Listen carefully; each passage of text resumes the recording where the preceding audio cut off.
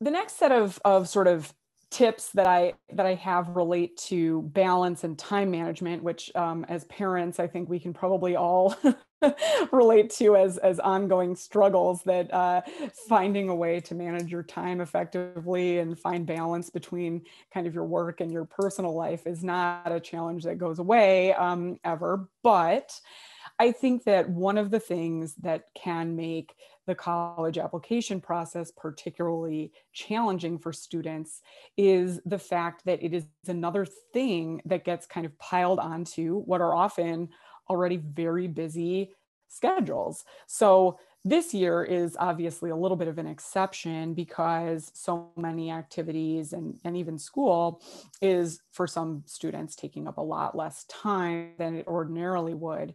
But in a more normal year, students have really busy lives that I think I'll give you an example. When I was working at an independent school in Boston several years ago, and our head of school thought that it would be useful professional development for all of us as teachers and faculty members to kind of walk through a day in the life of a student to kind of understand what that feels like for them, because for most of us it had been a little while since we were in high school. And um and and I think she was right that that was a useful exercise. And I remember feeling pretty exhausted after 7 hours of sitting in class and being expected to be kind of on. And then you go to sports practice, and then you've got homework to do or a club meeting to join or whatever. They're busy. And I think that um, to do your college applications well and effectively takes time. And there isn't really much of a shortcut on those. I say that to clients all the time, that there's no sort of like fast track to writing a terrific essay. It just takes time and thoughtfulness. And time is a finite resource. You can't make more of it. And so I think that is one of the things that makes this process really challenging for students, because it adds a whole new kind of extracurricular activity in a way to an already pretty busy slate of things going on. So I think that that two things I think that I've noticed are very effective when parents employ them. One is sort of setting some limits on how many or how time consuming the activities that the students involve themselves in can be. That I think students have a really hard time saying no to things when they are offered opportunities.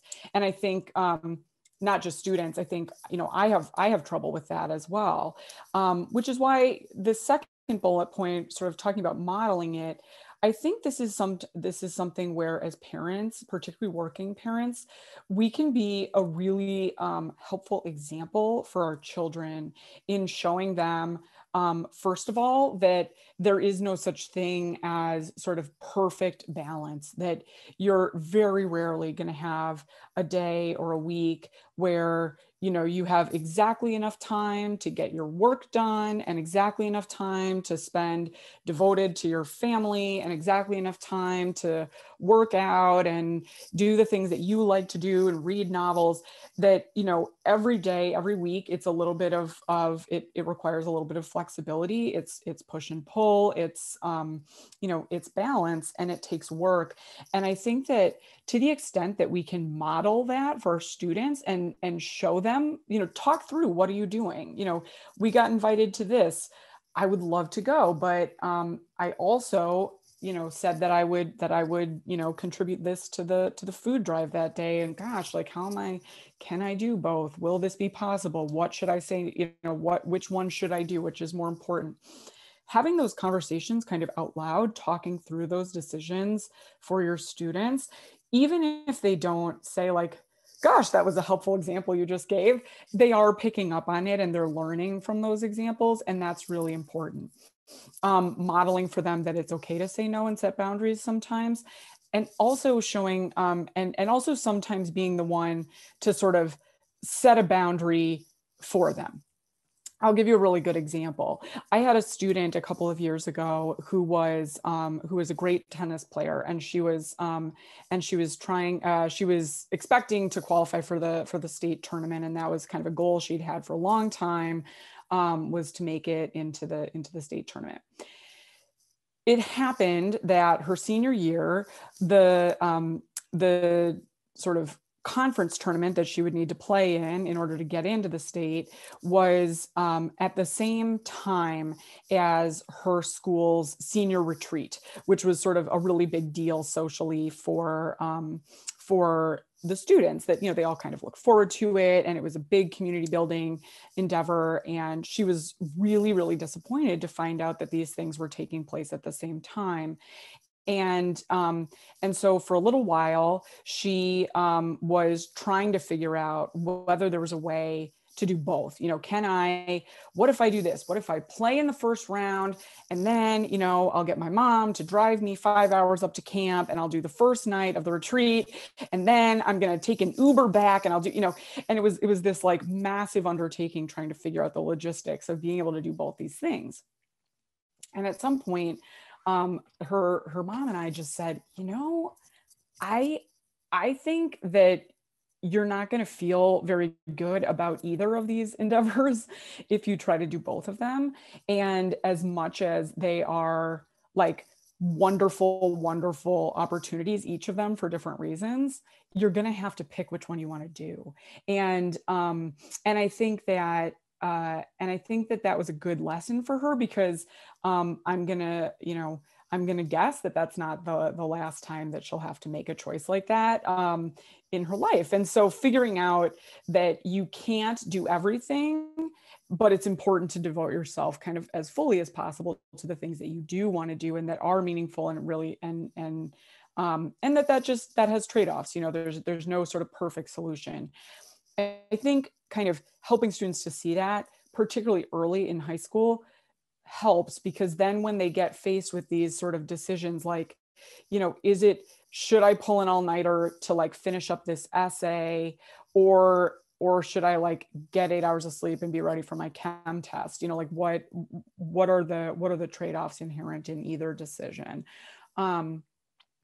The other thing is that, and this is no secret at all, but as with most things, planning in advance and sort of effective time management make a huge, huge difference to making the college application process smoother and more effective. That at my company, and the way that we approach it with our clients is that we do everything in small chunks over a long period of time. That, it's no longer the case that you can start and finish a college application in 24 hours. It's more like, ideally you'd start 6 months before you have to submit it, which sounds like a crazy long time, but you'd be surprised that that these are complex applications in some cases, and taking enough time with each component really does help the process go more smoothly.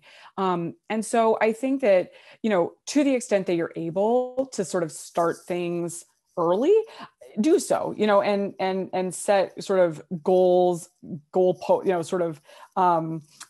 check-ins along the way. By at this point, I want to have these 2 essays finished, or I want to have my list kind of solidified by X date, and helping students to see kind of what we would call, like when I was in my teacher education programs in college, sort of planning backwards. You figure out what's the date by which I want to have everything finished, and then you figure out what are the steps along the way that I need to take in order to hit that.